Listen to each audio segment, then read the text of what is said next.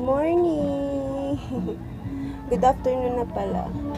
Ito na yung pinakatanghalian namin, guys. Guys, let's eat! Kain tayo.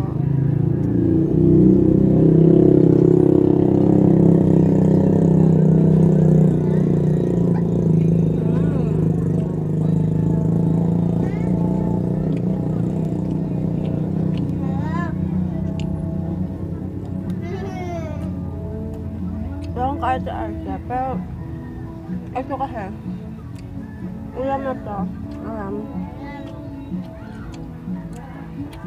niluluto ko lang siya pag instant niya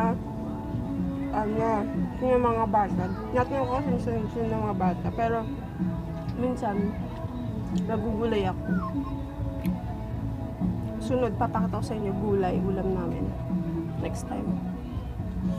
Galing sa tanong ng kulong. Guys. Kakagulay lang kasi namin nakaraan. Kaya hindi ko siya naipakita sa inyo na na-harvest ko. Na-harvest ko kasi yung ulan. Hindi ko mailabas yung cellphone. Ang ulan. Ang baka.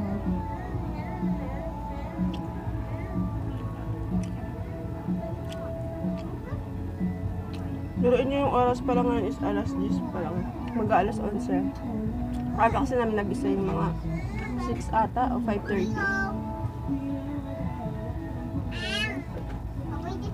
Kaya, napaagal tanghalaan namin.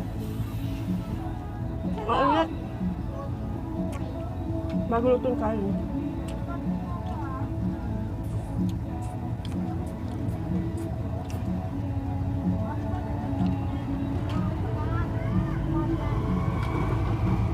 Hindi ako masyado lumalabas dito sa amin kasi mainit, malikabok, madalas umuulan. Tapos lumalabas na ako pag may kailangan ng bilhin. Talagang makapag-chikan sa kung ano mang bagay. Ibang tao hindi. Hindi ako masyado lumabas. Kain! Gutom na ako eh. Yung nga yung dalawang bata, pinauna ko sila bago ako kumain.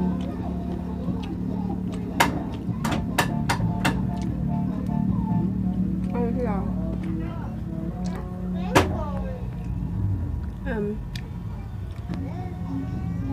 Baka kakita nyo.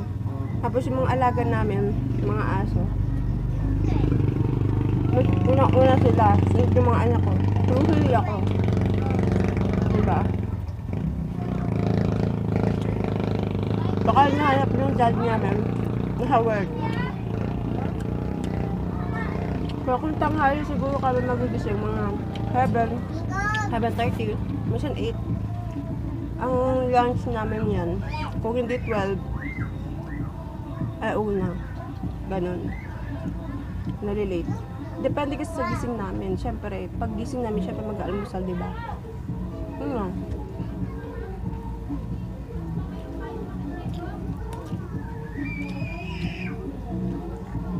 Medyo chismis pala ako sa lugar namin na mayaman daw ako. Pero cherries, hindi ako mayaman. Yung kutsara ko lang. Gold, diba?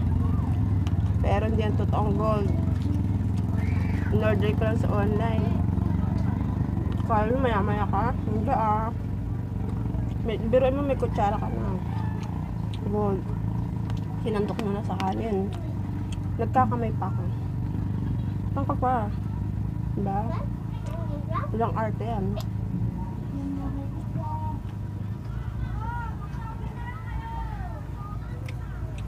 Minsan yung sinasagso ko pati sa suka. Pero kung sa tingin niya, nag-weirdan kayo, ako hindi. Masarap sa suka. Lalo ko mama yung sili. Diba? Kaya mga ta.